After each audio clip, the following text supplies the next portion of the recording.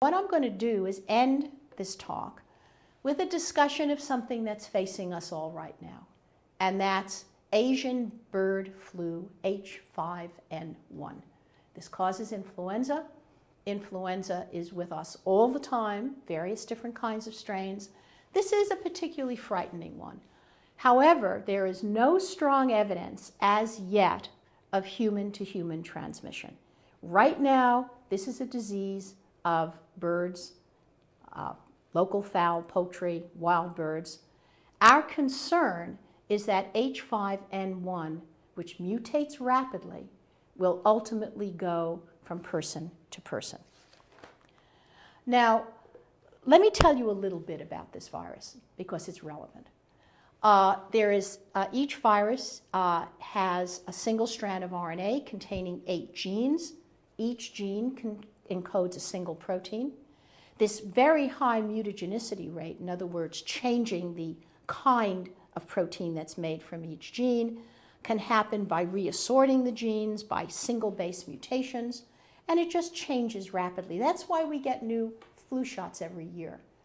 And basically, at this time, we know that the transmission of H5n1 goes from ducks to either wild birds or to some cats, tigers, lions, leopards, house pets, with a fairly easy transmission. However, from wild birds to humans does occur. It's not easy. You need very personal contact. And humans to humans, there's not strong evidence for that yet. Our concern is that it might happen. And so what does H5n1 mean anyway?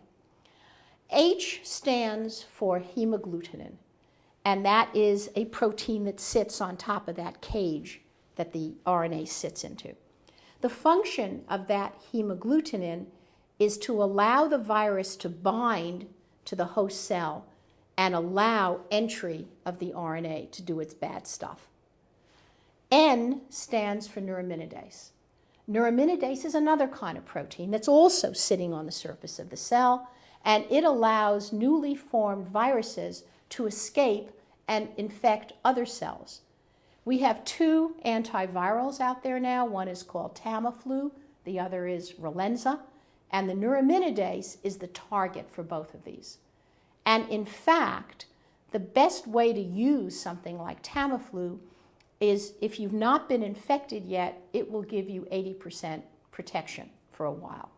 If you've been infected, it will drop the viral load so that you're not as contagious. You'll still get sick, but you won't be as sick. Now, if we look at the history of flu viruses, the most serious flu pandemic occurred in 1918, and that influenza was H5n1, killed 40 million people worldwide, and H5n1 means a particular derivative of the hemagglutinin and the neuraminidase. 1957 flu was H2N2, killed about 2 million people. 1968, H3N2 killed about 1 million. I know that one very well because I caught that one. And let me tell you, a real flu infection is no fun. Their current Asian bird flu is H5n1, as I've said. Scary thing about this guy is that right now it has a 50% kill rate, which is enormous.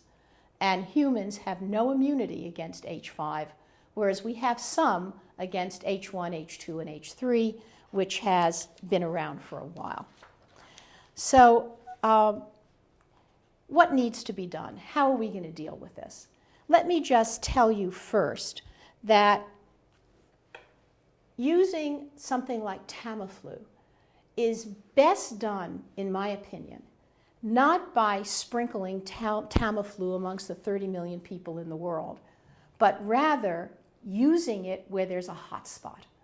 Now that we have an entire network of reporting coming all over the world, keeping their eyes out for hotspots of sudden breakout of H5n1, possibly being passed from human to human, then our Tamiflu has to get there immediately.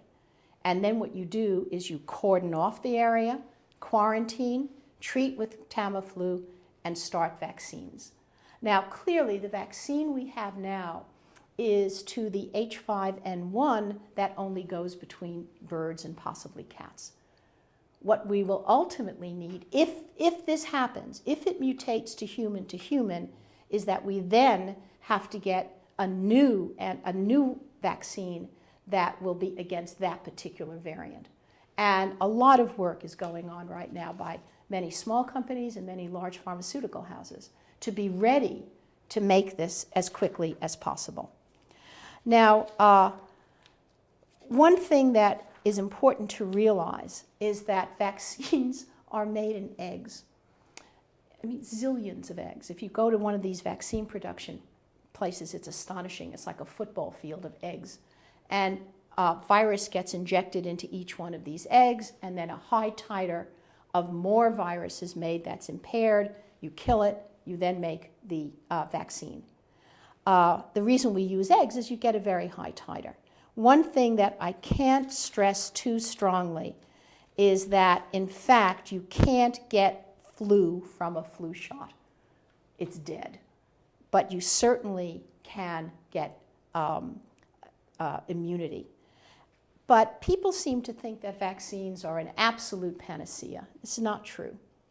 Flu vaccines are 70 to 90% effective in young, healthy people, and only 40 to 60% effective in people over 65.